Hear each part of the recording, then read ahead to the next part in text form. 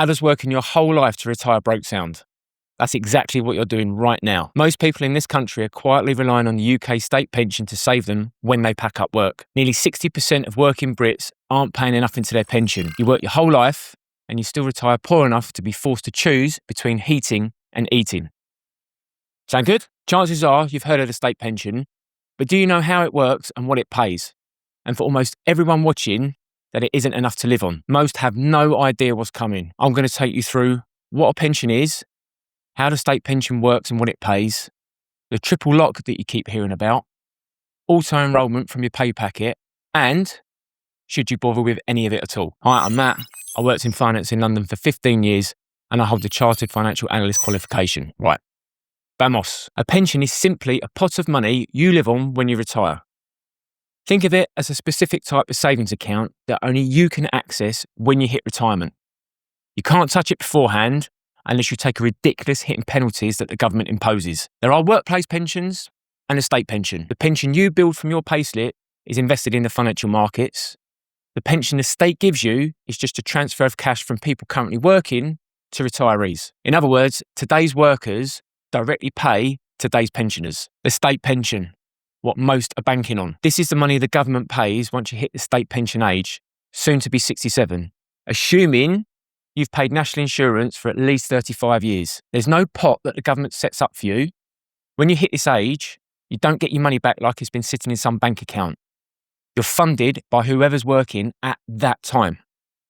Each new generation pays for the older one. It's a simple transfer of wealth from the young to the old. So how much does it pay? About 12.5k a year, which is about £240 per week. And that's if you've been paying NI, as I said earlier. Otherwise, it's less. Is that enough to live the life you're living now? Is it enough to survive? For most people, not a chance. And the pension industry is gravely concerned about this ticking time bomb. You need a lot more than the state pension. How much will depend on the lifestyle that you want and whether you just want to survive or not. Either way, it's more than the current state pension pays. Answer this. If you can't live on the minimum wage as it is now, how do you expect to live on the state pension? What is this triple lock that you keep hearing about? It's a promise introduced by the coalition government back in 2011 to effectively buy the older vote. And it worked.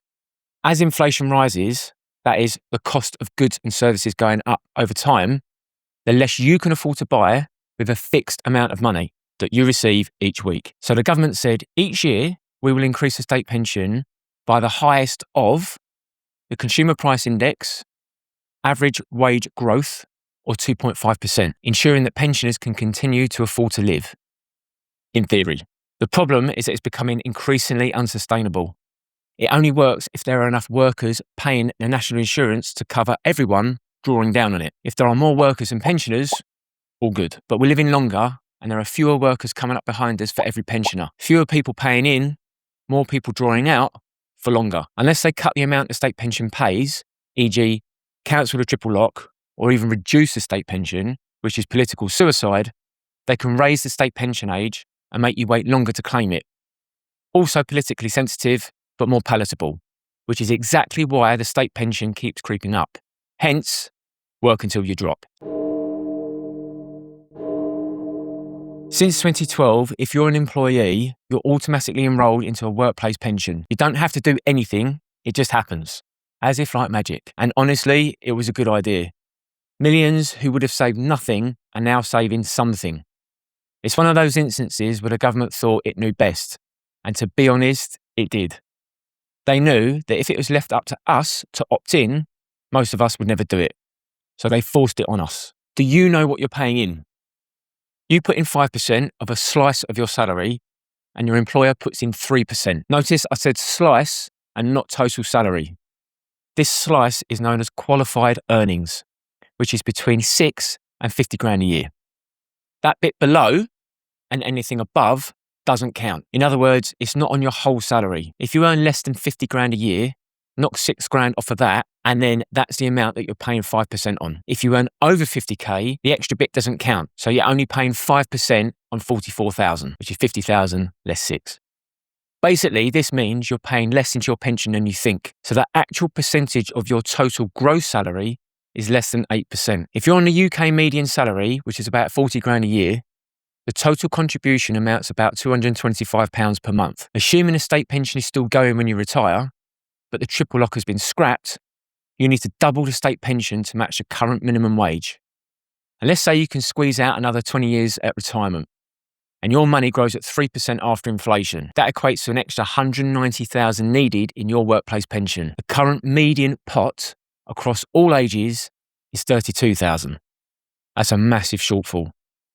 Now, you might be thinking, well, should I bother with any of this? Yes, absolutely. And I can prove it with the government's own modelling. They modelled a median earner, someone on a normal wage, auto-enrolled at 22, who works a full career and never opts out. That person retires on about $24,000 a year once you combine the private and state pension together. So the good news is that saving does work. That person is far better off than someone who did nothing. Doing nothing is catastrophic. However, unless you increase your contributions, don't expect to be going on lavish holidays. You should have both food and heat after 40 years of work though, as you might expect. There are so many different factors, such as the amount you earn, the amount you save, your lifestyle. After all, you could be earning 60 grand a year after tax, but if you're spending all of it without saving, then you're going to end up poor anyway. But the struggle is real. And look, more than a third of people have thought about pausing their pension because money's tight right now. But before you pause anything, if you stop, you don't just lose your bit, you lose your employer's bit and the government's bit too. You're turning down free money to have a smaller amount than you think. You should know the full cost of that decision. Take my earlier example of someone on $40,000 a year. Including their employer's contribution, they're saving about £225 per month into their pension, 140 of which they themselves are paying in. But that amount's tax-free because the government wants to encourage saving. If you opt out, you'll be taxed on that pay, meaning you'll actually walk away with £110 in your pocket rather than £225 in your pension. That's literally half the amount. Here's what the state pension gives a single person, what the experts say you need for a minimum, and my take on getting to the minimum wage amount. Look at the bottom row. To live on the minimum wage in retirement, your own pension must find the equivalent of another state pension. And the median private pension pot, as I said earlier, across all ages, is only $32,000. You have a huge shock coming unless you set more money aside, because the chances are you're older than 22. I know it's easy to forget about it and let future you deal with it, but you won't. People exhibit complete inertia when it comes to pensions, making up excuses because it's confusing and boring. I totally get it. But then you'll be moaning that you can't afford anything when you hit 70. So this is what you do right now, and it should only take 10 minutes. Step 1, find out what you've actually got. Log into your pension and look at the current value. Most people have never looked.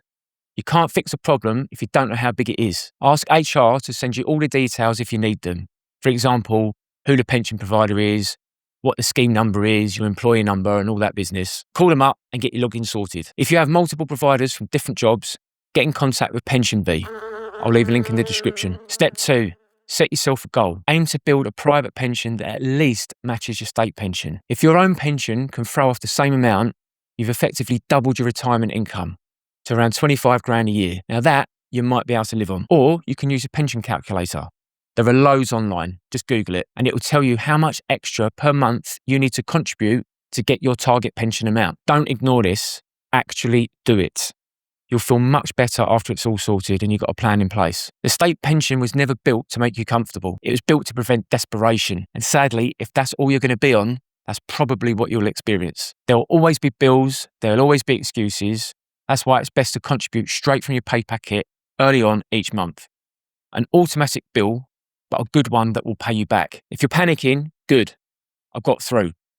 I don't want to see more reports on BBC News about old people choosing between heating and food. If you found this helpful, hit the subscribe button. Tells me this stuff is landing and it only takes you a second. Thank you. And tell me in the comments, did you check your pension value? Was it higher or lower than you expected?